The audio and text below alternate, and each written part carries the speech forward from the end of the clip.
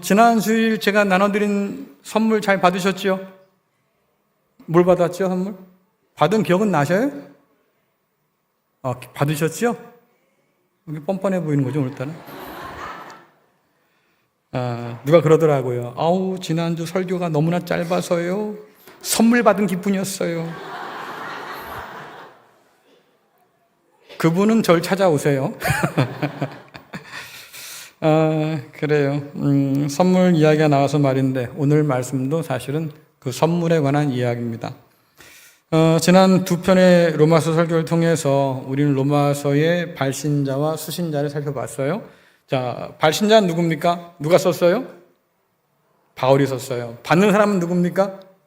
네, 로마 교회 성도들이에요. 그래서 발신자, 수신자를 살펴봤으니까 그럼 이제 도대체 이 편지를 왜 썼을까? 편지의 목적들을 살펴봐야겠지요.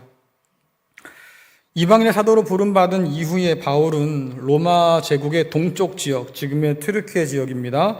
이쪽 지역에 선교의 힘을 썼어요.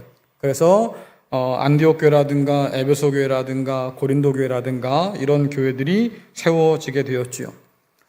그 교회들은 바울에겐 굉장히 의미가 깊고 또 소중한 교회들이어서 선교 여행을 떠난 중에도 늘 그 교회에서 기도하고 또 그 교회가 가진 여러 문제들이 도출될 때마다 편지를 써서 그 문제를 다루게 했습니다. 그 문제는 이렇게 처리하는 게 좋겠습니다. 당신들이 지금 복음을 오해하고 있는데 복음 안에서 이 문제는 이렇게 봐야 됩니다. 그만큼 관심이 많았고 사랑이 많아서 그렇게 바쁜 중에도 편지 쓰기 쉽지 않은 중에도 일일이 편지를 써가지고 그 교회 문제를 돌봤던 거죠. 근데 로마 교회는 바울이 세운 교회가 아니에요.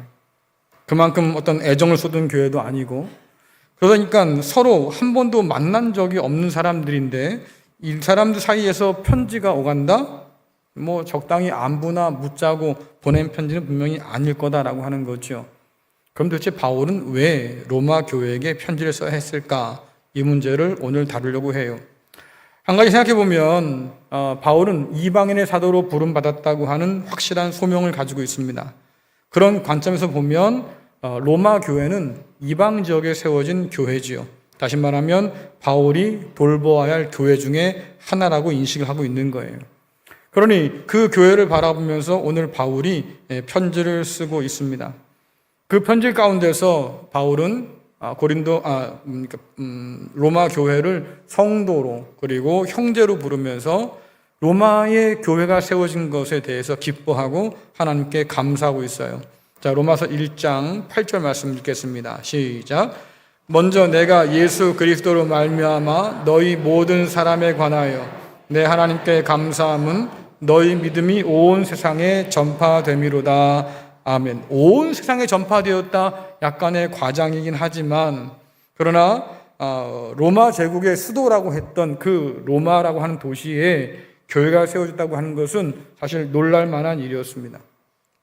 누구를 통해서 복음이 전했든 간에 주님의 교회가 로마 가운데 세워진 거지요. 바울은 이 사건을 통해서 굉장히 놀라운 하나님의 증거를 발견하는데 복음이 땅끝까지 힘차게 선포되고 있구나.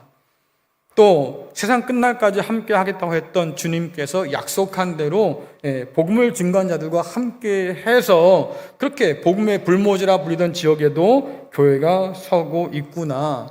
그건 뭐예요? 주님께서 오늘도 일하고 계시는구나. 예수님께서 하신 말씀 가운데 천국은 마치 이렇게 말씀하시면서 겨자씨 한 알이 심은 것 같아 말씀하잖아요. 작게 시작한 그 나라가 지금도 힘차게 자라고 있구나. 이것이 로마를 바라보는 바울의 생각이었을 거예요. 뿐만 아니라 하나님께서 약속한 그날들을 위해서 지금도 열심히 일하고 계시는구나. 그러니 나뿐 아니라 다른 사람들도 하나님께서 복음을 전하는 사람들로 세워주셔서 이 일 가운데 함께 지금 동참하게 하시는구나. 기쁜 일이죠. 감사한 일이에요. 바울은 빌립보서에서도 이런 자기의 속마음을 좀 비친 적이 있는데요. 자, 빌립보서 1장 18절 말씀 같이 읽겠습니다. 시작. 거칠애로 하나 참으로 하나 무슨 방도로 하든지 전파되는 것은 그리스도니 이로써 나는 기뻐하고 또한 기뻐하리라. 아멘. 바울을 시기한 사람들이 많았습니다. 전도를 하고 선교하는 과정 가운데서 시비를 걸기도 하고 또 시기하고 질투하는 마음에 바울보다 좀 더 많은 일을 하고 싶어 그래서 복음을 증거한 일에 힘을 쏟는 사람도 있었어요. 물론 그 동기를 살펴보면 동기가 옳은 동기였을까? 이렇게 질문할 수 있겠지만 바울은 별로 그것에 신경 쓰지 않습니다. 어쨌든 간에 나는 하나님의 복음 그리스도 예수께서 전파되는 것 그것이 더 중요하다. 나는 다른 사람과 경쟁할 이유가 없고 그럴 마음도 없다. 그래서 바울이 로마서 10장 정도에서 뭐라고 말하냐면 다른 사람이 전도한 곳에 가서 내가 전도하지 않겠습니다. 남의 터 위에 내가 다시 뭔가를 세우려고 하지 않겠습니다. 그런 얘기 하거든요. 어쨌든 간에 교회가 세워지고 복음이 세워진다고 하면 그것은 기뻐할 만한 일이다라고 하는 거예요. 이렇게 바울이 하나님의 교회가 세워진 것에 대해서 기뻐하는 한편 또다시 오늘 로마서에 기록된 말씀에 보면 그는 그런 교회들을 위해서 계속해서 기도하고 있었다라고 하는 거죠. 자, 로마서 1장 9절에서 10절, 13절 말씀 같이 읽겠습니다. 시작. 내가 그의 아들의 복음 안에서 내 심령으로 섬기는 하나님이 나의 증인이 되시거니와 항상 내 기도에 쉬지 않고 너희를 말하며 어떻게 하든지 이제 하나님의 뜻 안에서 너희에게로 나아갈 좋은 길 얻기를 구하노라. 형제들아, 내가 여러 번 너희에게 가고자 한 것을 너희가 모르기를 원하지 아니하노니 이는 너희 중에서도 다른 이방인 중에서와 같이 열매를 맺게 하려 함이로되 지금까지 길이 막혔도다. 아멘. 바울이 자기가 세운 교회도 아니지만 그러나 로마 교회를 향해서 늘 관심이 있었고 그래서 내가 열심히 당신들을 위해서 기도해 왔습니다 라고 얘기해요. 그래서 뭐라고 그럽니까? 하나님이 나의 증인됩니다. 그만큼 그의 기도는 진실했다 그 말이겠지요. 그런데 여기서 한 가지 질문이 생깁니다. 바울이 이토록 처음 보지도 못했던 그런 로마 교회에게 이렇게 자기의 진심을 이야기하는 이유가 뭘까? 그렇잖아요. 굳이? 왜? 또 뿐만 아니라 내가 당신들에게 가려고 말입니다. 백방으로 길을 한번 알아보기도 했어요. 이런 얘기를 굳이 왜 써야 했을까? 이게 문제인 거잖아요.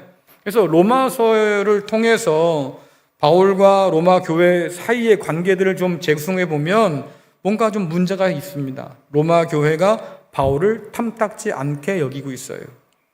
이상한 일이지요. 일면식도 없는데 왜 바울에 대해서 그렇게 안 좋은 생각들을 가지고 있었을까?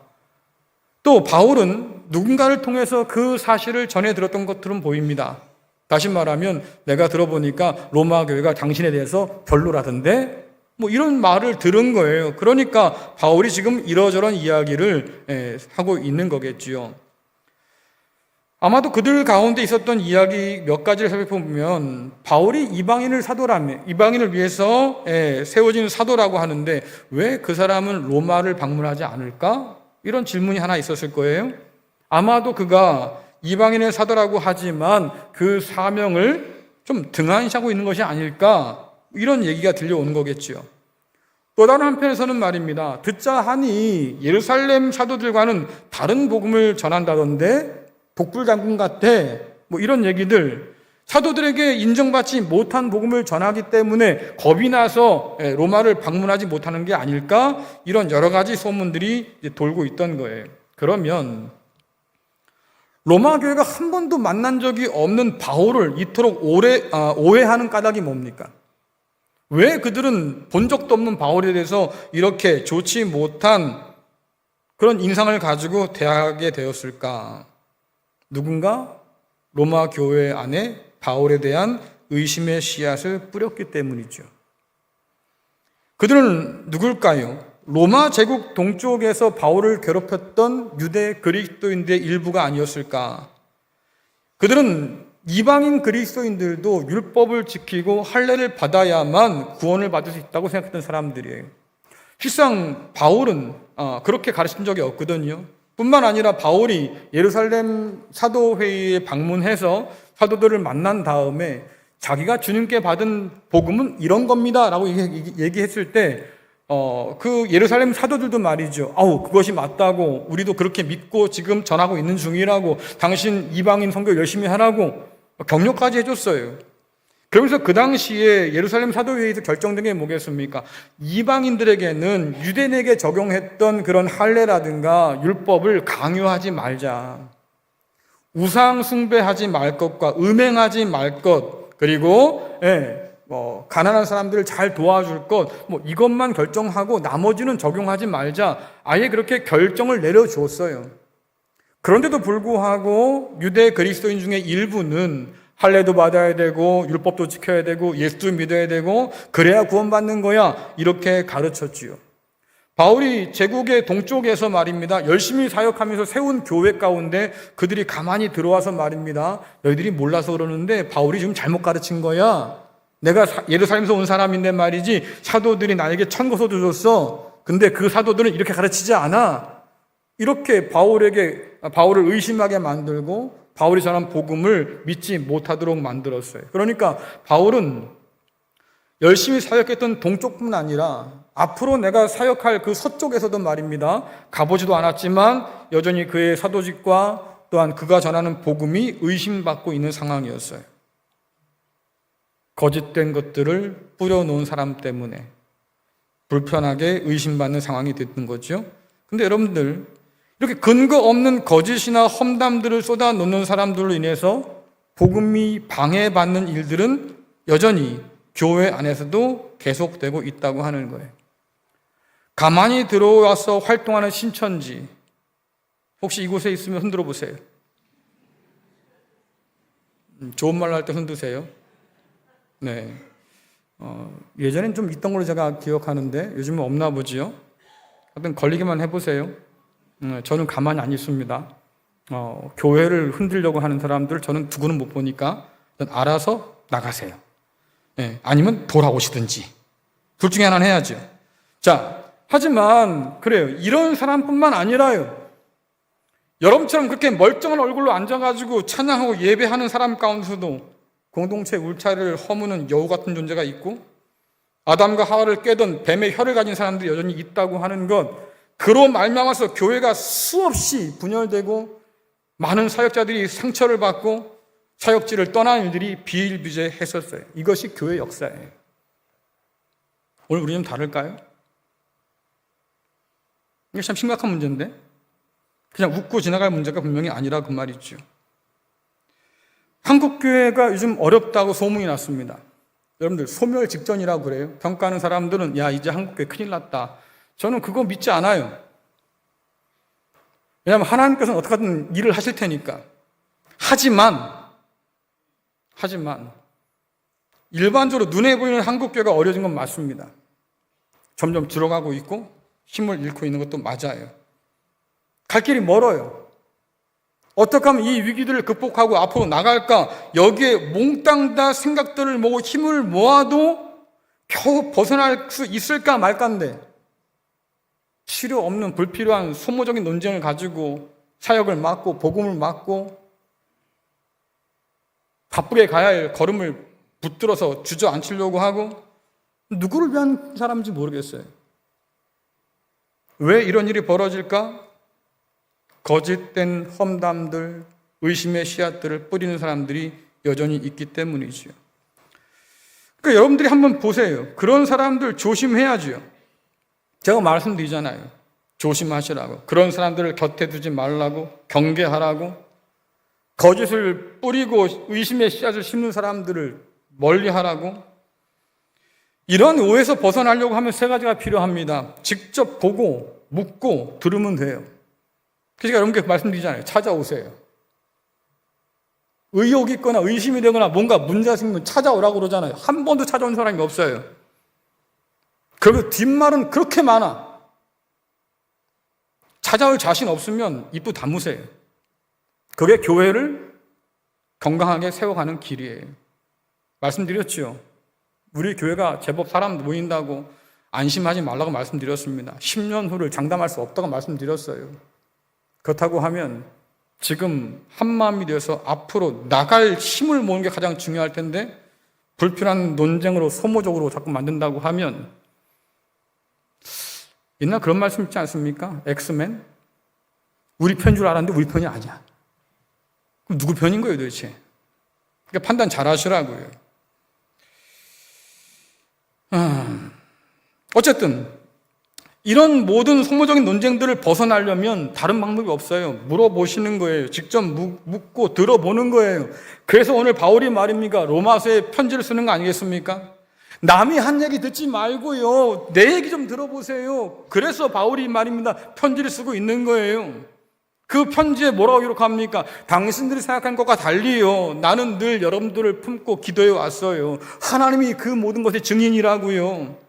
뿐만 아니라 내가 로마교를 방문하고 싶어서 말입니다, 백방으로 이렇게 길을 찾아봤어요. 근데 번번이 길이 막힙니다. 그래서 못 갔어요. 이 길을 막아놓은 데는 때로는 사탄이 방해하기도 했고요, 때로는 하나님이 가지 못하게 막기도 했어요. 아니, 사탄이 막는 거야 뭐 당연하고 치고 하나님 뜻이 왜 막느냐라고 하는데, 하나님도 다 계획이 있잖아요. 바울아, 네가 지금 서쪽으로 가서 말이지, 로마를 통해서 뭐 스페인을 전도한다? 아직은 때가 아니야. 이 로마 제국 동쪽 지역의 교회들이 나름대로 든든히 서서 말이지, 자체적으로 선교도 하고 뭔가 복음을 전하고, 그래서 하나님 나라를 확장하는 가운데 말입니다, 쓰임받을 만큼 그렇게 단단해져야, 그 준비가 끝나야 네가 갈 수 있는 거지. 그러니 번번이 막았다 그 말이에요. 갈 수가 없었어요. 그러니까 자꾸 오해는 쌓이고 이러저런 소리는 듣게 되니까 바울 마음까지 답답함이 가득하겠지요. 언젠간 내가 당신들에게 가서 말입니다, 당신들을 통해서도 내가 더 멀리 나가서 전도하고 싶은데 이렇게 나를 만나보지도 않고 오해한다고 하면 이건 좀 그렇지 않겠습니까? 그러니까 그런 오해를 풀고 싶어서 진심을 다해서 편지를 쓴 거예요. 그리고 그 편지에 함께 뭘 담았겠어요? 내가 당신들에게 주고 싶은 선물이 있어요. 그 선물도 담아서 함께 보낸 거죠. 자, 로마서 1장 11절 12절을 같이 읽겠습니다. 시작. 내가 너희 보기를 간절히 원하는 것은 어떤 신령한 은사를 너희에게 나누어 주어 너희를 견고하게 하려 함이니, 이는 곧 내가 너희 가운데서 너희와 나의 믿음으로 말미암아 피차 안위함을 얻으려 함이라. 아멘. 바울이 로마 교회를 방문하고 싶은데 나누고 싶은 선물이 있다고 그러지요. 신령한 은사라고 되어 있어요. 여러분, 신령한 은사가 뭡니까? 신령한 은사 뭘까요? 신령한 은사. 네? 우리는 일단 신령한 이런 단어가 딱 붙으면 좀 생각이 이렇게 딱 고정되는 경향이 많지요. 영적이다, 신령하다, 그럼 막 생각나는 게 있잖아요. 뭐 신유의 은사, 방언의 은사, 뭐 영 분별의 은사, 무슨 뭐 예언의 은사, 이렇게 뭔가 신비한 능력이라고 생각할 때가 많아요. 그런데 이 신령한 은사라고 하는 것은 다른 말로 번역하면 좀 다르게 들립니다. 성령의 선물 혹은 영적인 복, 이렇게 번역되기도 하는데, 바울이 전해주고 싶은 이 신령한 은사를 로마서의 전체 문맥에 살펴보면 딱 한 가지예요. 하나님의 복음, 예수 그리스도의 복음, 나는 그것을 여러분에게 전해주고 싶어요. 선물을 주고 싶어서 잔뜩 기대했는데 그 선물이 복음이래요. 어때요, 여러분들? 좀 실망스럽지요? 그렇죠? 아니, 복음 까있고 뭐 내가 지금도 알고 있는 거에 그걸 뭐 다시 준다고 뭐 그게 대단한 거라고, 그렇지 모르겠어요? 근데 한번 여러분 잘 생각해 보세요. 우리가 복음을 선물이라고 생각해 본 적이 없잖아요. 그런데 복음이라고 하는 것은 하나님께서 그 아들 되신 예수 그리스도를 통해서 행하신 그 모든 놀라운 일들이에요. 그것을 통해서 우리에게 하나님을 알게 하시고 주님을 알게 하셔요. 이 복음을 통해서 우리가 주님을 만나는데, 만나고 보니까 그분이 누굽니까? 부활하신 분이기도 하시고, 심지어 바울의 고백대로 한다고 하면 왕이신 우리의 주님이 되신다. 그리고 이 주님을 통해서 우리가 다시 하나님을 만나게 되는데, 그 하나님이 누구냐라고 하니까 우리 아버지 되신 분이시다. 이런 놀라운 역사들을 우리에게 보여주는 것이 복음이라고요.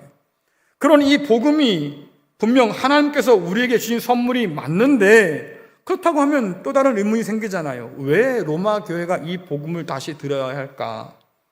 그들이 교회 공동체로 모여서 주님을 예배하는 그런 공동체가 되었다고 하면 누군가에게 복음을 듣고 그 선물로 받아서 말입니다, 믿음으로 결단하고 순종해서 그렇게 모여 있을 텐데 왜 바울은 다시 그들에게 복음을 들으라고 이야기할까? 아까 전 말씀드렸지요. 로마 교회가 바울을 오해하고 있다고.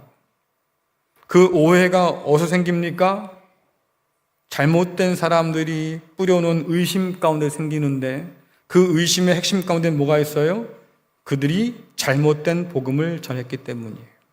율법도 지키고 할례도 받고 그렇게 예수를 믿어야만 구원받을 거야. 바울과 전혀 다른 복음을 증거했기 때문에 전혀 다른 복음을 전하는 바울이 이상하게 보일 수밖에 없는 거죠.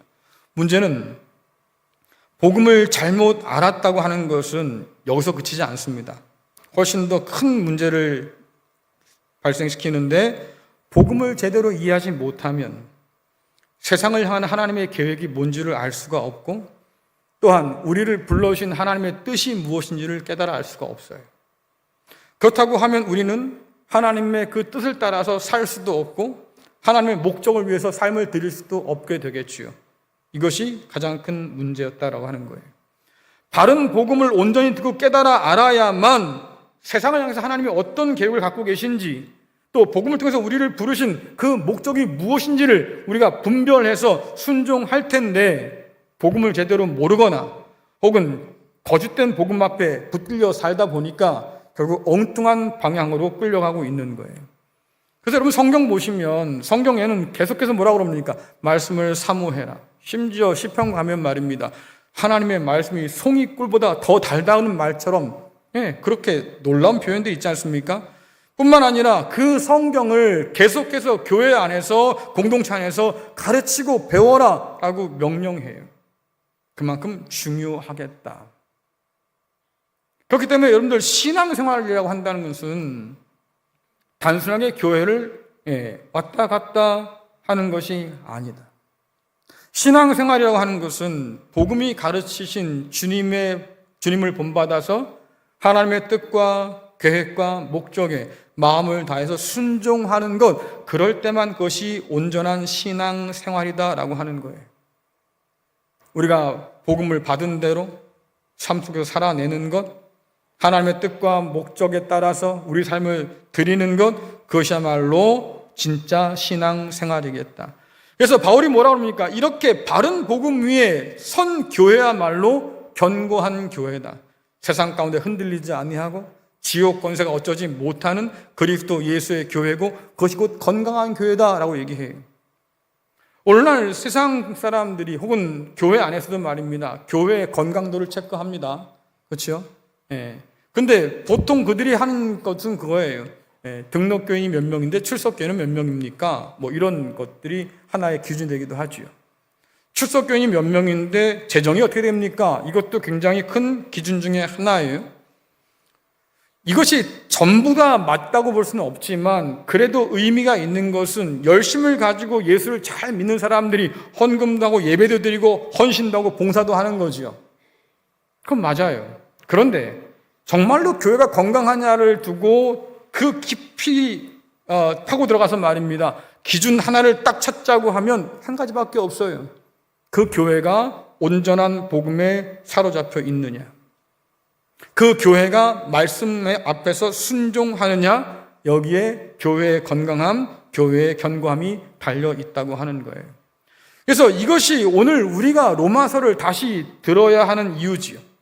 바울을 통해서 다시 그리스도 예수의 복음이 무엇인가를 들어야 할 이유가 바로 여기에 있는 거예요. 그것을 제대로 듣고 깨달아 알아야만 우리는 견고한 교회로 설 수 있겠구나. 우리 교회가 이러저런 프로그램들이 참 많습니다. 그런 모든 프로그램들은 프로그램 하나로 돌아가는 게 아니에요. 가르치고 전파하고 섬긴다고 하는, 그리스도 예수를 본받고자 하는 그런 큰 뜻 안에서 들어가서 돌아가는 사역들이지요. 그러니 그 사역들의 모든 방향들은 다 뭐예요? 하나님의 나라를 위한 것이에요. 하나님의 뜻을 위한 것이에요. 우리가 거기에 섬기고 함께 동참하는 것은 하나님의 계획과 목적에 우리가 순종하는 행위다라고 하는 거죠. 그러니까 복음을 온전히 듣는 것이 필요하다. 문제는 우리가 하나님께서 주신 선물에 그렇게 만족한 사람이 아니에요. 이게 문제인 거죠. 하나님께서 유대인에게 말입니다. 10계명을 주셨어요. 10가지의 계명을 주셨습니다. 자, 그런데 이 10가지 계명에 우리가 만족하지 않아요. 그래서 그건 좀 부족한데요. 11번째 계명을 우리가 만들어냈어요. 여러분들 11번째 계명이 뭡니까? 우리가 만들어낸 11번째 계명, 우리의 마음을 시원케 해주는 그 계명 뭘까요? 11번째가 모른다고 말씀을 하시든지 자꾸 시간만 흘러가잖아요. 그리고 저한테 설교 길게 한다고 뭐라고 그러고 말이야. 알려드릴게요. 11번째 우리가 만든 계명은 10계명을 어겨도 들키지 마라. 들키지만 않으면 됐잖아요.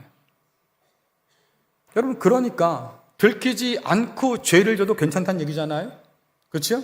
그것이 우리의 마음을 시원케 해요. 우리를 편하게 만들어줘요. 그래서 그 11계명에 굉장히 집착을 많이 하지요. 우리는 하나님의 선물로 복음을 받았습니다. 성경 보니까 마태, 마가, 누가, 요한 4가지의 복음이 있는데 말입니다. 그걸로는 부족한 것 같아요. 그래서 우리가 하나를 더 만들어요. 그게 무슨 복음이에요? 맞아요. 내가 복음이에요. 만들어 보셨나 보지? 자, 근데 이 문제는 이 내가 복음은 말입니다. 뭔가 좀 어정쩡해요. 여러분 그런 거 있지 않습니까? 네 맛도 내 맛도 아니야. 이런 표현 쓰지 않습니까? 같은 말하면 본래의 맛을 잃었다는 뜻인데 주인 표현에 의하면 소금이 짠맛을 잃어버렸어요. 그게 내가 복음의 특징이다. 그래서 내가 복음은 하나님께서 예수 그리스도를 통해서 행하신 그 위대한 일을 선포하지 않아요. 없어요. 그런 내용들이요. 다만 어떤 게 있습니까? 하나님께서 나를 사랑하신대요. 이것만 있어요. 하나님이 나를 위해서 존재한대요. 이것만 있어요. 그러니까 내가 주인공인 거죠. 하나님께서 아들을 통해서 나를 구원하신다고 하는 이 놀라운 신앙 고백과 이 놀라운 하나님의 역사가 없고 내가 하나님을 어떻게 이용할 수 있을까? 내가 하나님을 어떻게 사용할 수 있을까? 바울은 그 복음 안에서 내가 하나님 만나고 나니까 내가 그리스도의 노예입니다. 이렇게 표현했는데 말입니다. 내가 복음 안에서는 그게 안 돼요. 내가 하나님을 부리는 주인처럼 군다고요. 문제는 뭐겠어요? 복음에 복종하지 않아요. 하나님의 거룩한 목적에 헌신하지 않아요. 우리가 종종 요즘 현대교회를 바라보면서 걱정하는 게 뭡니까? 아이고, 헌신하는 삶이 점점 줄어요. 물론 이유는 있습니다. 바쁘지요. 바빠요, 여러분들. 요즘엔 가정 안에서 말입니다. 남자고 여자고 전부 다 일하느라 정신 없으니까. 그러니까 그건 어떡하겠어요. 그냥 바쁘니까 먹고 살아야죠. 이게 다예요. 이해한다고요. 근데 그게 이유가 아니라 핑계가 될 때도 많잖아요. 하나님을 향한 헌신이 점점 약해져요. 하나님의 거룩한 뜻과 목적에 관심이 점점 약해져요. 너희는 먼저 그의 나라와 그의 의를 구하라고 말씀하셨지만 그러나 우리는 먼저 내일이 먼저잖아요. 그러다 보니까 복음 앞에 헌신하고 복종하지 않습니다. 결국 이러한 믿음은 우리를 변화시키지 못해요. 근데 제 걱정이 뭡니까? 여러분들, 우리를 변화시킬 수 없는 믿음이라고 하면 그거 왜 필요해? 믿음 없이도 살지요. 왜? 믿음 없이도 우리는 변하지 않고 살 자신이 있잖아요. 믿음을 가지고도 변하지 않는데 말입니다. 믿음이 없으면 더 안 변할 거 아니에요. 그럼 그냥 편하게 살면 되지 뭐. 굳이 교회까지 나와서 말입니다. 목사한테 이런 얘기 들어가면서 스트레스 받아야 되겠어요? 육의 본성이 변하지 않아서 여전히 우리는 옛사람 그대로 살아간다고 하면 여러분들 예수를 믿는다고 하는 의미가 없는 거잖아요. 그래서 바울이 말하는 거예요. 다시 복음을 들어보세요. 그리스도 예수의 복음, 하나님의 복음, 하나님께서 그 아들을 통해서 이루신 그 놀라운 소식들을 다시 한번 들어보세요 라고 하는 거지요. 바울이 이렇게 말할 수 있는 이유는 뭐겠습니까? 바울 자신이 그런 사람이었잖아요. 그는 성경을 모르는 사람이 아니었습니다. 둘째가라면 서로 할 만큼 말입니다. 성경을 잘한다고 자부했던 사람이지요. 그뿐 아니라 바울은 하나님을 경외하기에 아주 열심을 냈던 사람이에요. 스스로 자랑할 만큼 나는 바리새인 중에 바리새인이에요. 네. 그만큼 그는 열심히 하나님을 섬긴 사람이었습니다. 문제는 뭐예요? 그런데도 하나님이 어떤 분인지 몰랐다. 그런데도 그리스도 예수께서 어떤 분인지 몰랐다. 주님께서 그를 찾아오셔서 만나주시고 복음을 통해서 가르쳐 주셨을 때 비로소 그가 깨닫게 된 거예요. 그 복음을 통해서 그 복음을 통해서 하나님을 다시 만나게 되었고요. 하나님의 뜻과 목적이 무엇인지를 다시 배우게 된 거지요. 이 복음은 바울이 동굴에 혼자 들어가서 말입니다. 고행하고 명상하고 말입니다. 이래서 스스로 깨친 게 아니에요. 오히려 하나님께서 그 아들을 통해서 선물로 주신 복음이죠. 그 복음을 통해서 주님을, 하나님을 다시 만나고 보니까, 이 복음 전하는 게 그렇게 중요한 거구나. 하나님께서 내게 이방인들이 이 복음을 전하라고 하신 사명이 굉장히 중요한 일이었구나 깨닫게 된 거예요. 자, 여러분 로마서 10장 17절 보세요. 함께 읽겠습니다. 시작. 믿음은 말씀을 듣는 것에서 얻게 되고 말씀 듣는 것은 그리스도의 말씀을 통해서 얻게 됩니다. 아멘. 그리스도 예수의 말씀, 그 복음을 들어야만 믿음을 갖게 되고, 그렇게 믿음이 생겨야만 그리스도가 누군지, 하나님이 누군지 말입니다. 나를 왜 불렀는지, 우리를 왜 불러 세웠는지 깨달아 알 거 아니에요. 그 말씀을 전하라고 바울을 세워주셨고, 바울은 그 명령을 가지고 지금까지 살아온 거예요. 그리고 그 사명을 대하는 마음가짐을 오늘 뭐라고 표현합니까? 나는 빚진 자예요, 이렇게 표현합니다. 자, 로마서 1장 14절 15절 같이 읽겠습니다. 시작. 헬라인이나 야만인이나 지혜 있는 자나 어리석은 자에게 다 내가 빚진 자라. 그러므로 나는 할 수 있는 대로 로마에 있는 너희에게도 복음 전하기를 원하노라. 아멘. 헬라인이나 야만인은 세상에 있는 모든 이방인을 가리킵니다. 끝에서 끝인 거예요. 지혜 있는 자와 어리석은 자, 그 사이에 있는 모든 사람들, 바울이 복음을 전해야만 했던 이방인 모두를 뜻하는 거지요.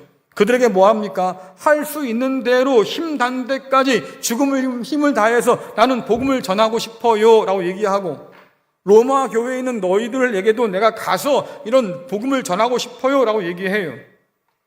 그리스도 예수에게 부름받은 이후에 나는 주님의 노예입니다 이렇게 고백했던 사람이 이제는 빚진 자라고 자기를 소개하잖아요.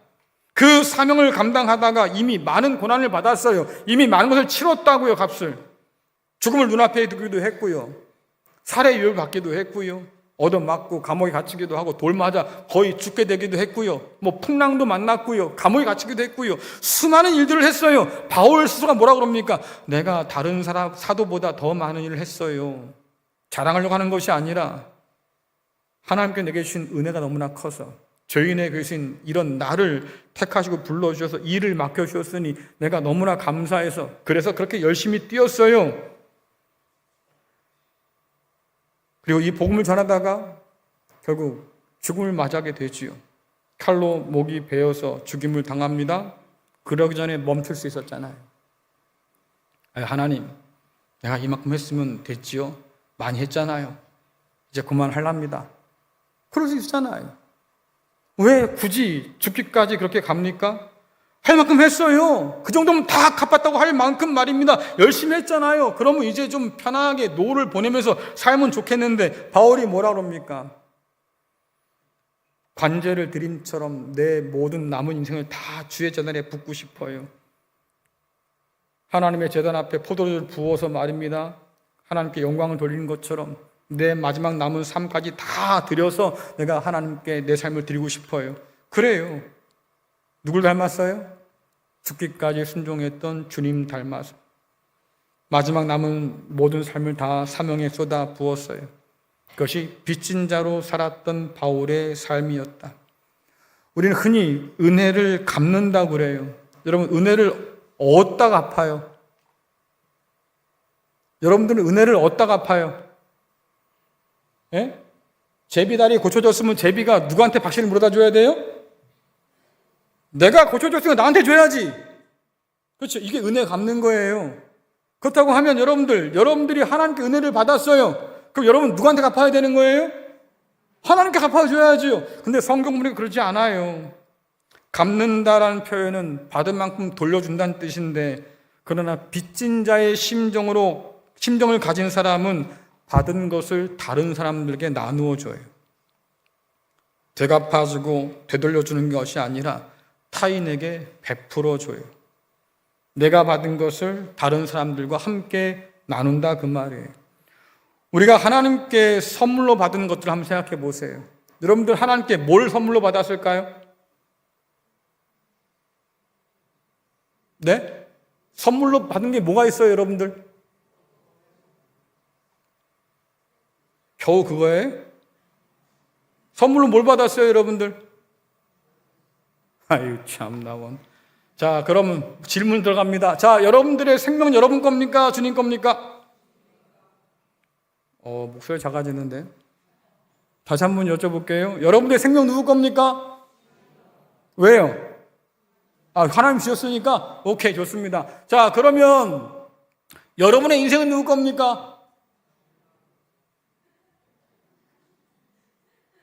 지난주에 말씀 나눴잖아요. 우리가 주님 거라며. 주님 거라며. 그럼 다시 한번 여러분 인생은 누구 겁니까? 대답하기 싫은 거죠, 지금. 저는 그럼 계속합니다. 여러분 인생은 누구 겁니까? 이쪽이 약간 좀 뜨뜻미지근해. 다음엔 이쪽으로 좀 앉아요. 네. 자, 좋아요. 자, 그러면 아주 중요한 질문 던질게요. 여러분의 통장은 누구 겁니까?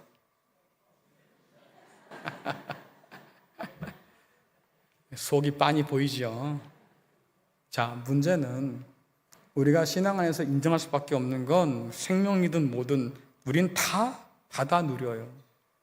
그렇죠? 여러분 태어날 때 옷 다 갖춰 입고 통장에 얼마 들은 사람 있어요? 다 빈몸으로 태어나고 빈손 태어나잖아요.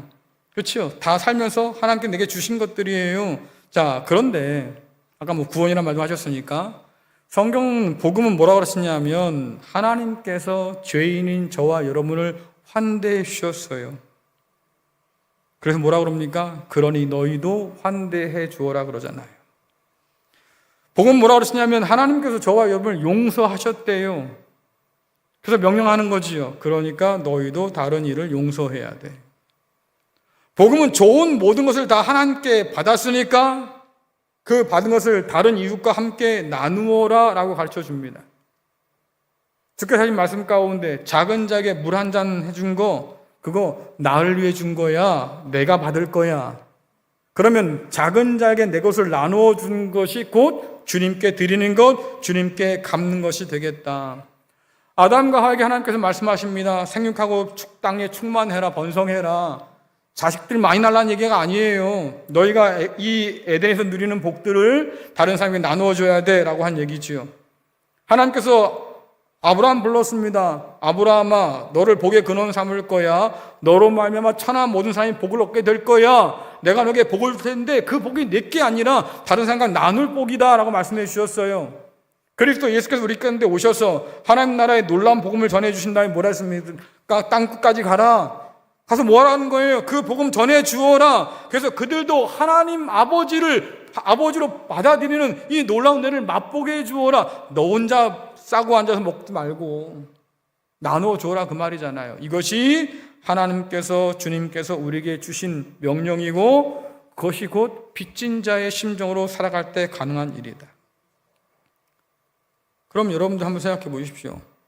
여러분은 신령한 은사를 받았어요? 성령의 선물을 받으셨어요? 이거 분명히 하자고요. 자꾸 그냥 하지 말고 분명히 여러분들 입으로 고백해 보세요. 여러분들은 신령한 은사를 받았어요? 성령의 선물을 받으셨어요?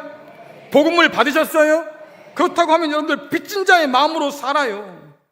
주께서 말씀하잖아요. 너희들 거저받았지? 거저줘야 돼. 제자들을 파송하시면 뭐라고 말씀하십니까? 가서 천국 복음을 전해 주어라. 내가 너에게 준 능력 가지고 귀신도 내쫓고 병자도 고쳐줘. 거저받았으니까 거저줘야 돼. 그것이 제자들에게 주신 명령이라고 하면 오늘 교회에게, 오늘 여러분에게 주셨던 그 모든 것들, 그것을 가지고 누군가에게 나눠주는 것, 우리가 복의 통로로 쓰임받는 것, 그것이 하나님께서 우리를 부르신 목적인데 이것을 온전히 이해하려고 하면 진짜 복음이 뭔지를 알아야 한다고 하는 거예요. 그러니 여러분들 내 멋대로 내가 복음 이거 다 내려놓고요. 다 버려 던지세요. 그리고 로마서가 전하는 바울이 전하는 진짜 그 복음의 귀를 한번 기울여 보세요. 참된 복음을 통해서만 우리가 하나님의 자녀됨의 권세를 누려요. 참된 그 복음을 통해서만 왕이신 우리 주님의 노예로 내가 섬길 수 있는 거지요. 참된 그 복음을 통해서만 우리가 세상 가운데 우리 것을 나누어 주는 빚진 자의 삶을 살아간다고 하는 거예요. 그럴 때 하나님은 여전히 우리를 통해서 영광 받으시고, 또 우리를 통해서 여전히 세상 가운데 일하시고, 또 봉사하고 섬기는 순종하는 우리를 통해서 하나님의 놀라운 역사를 보여주실 거예요. 세상의 교회는 점점 더 소멸 중이지만, 그러나 그리스도 예수의 나라 하나님의 교회는 점점 더 자라가고 있습니다. 그 하나님을 바라보면서 오늘 그 복음에 순종하는 저와 여러분 될 수 있기를 간절히 축원합니다.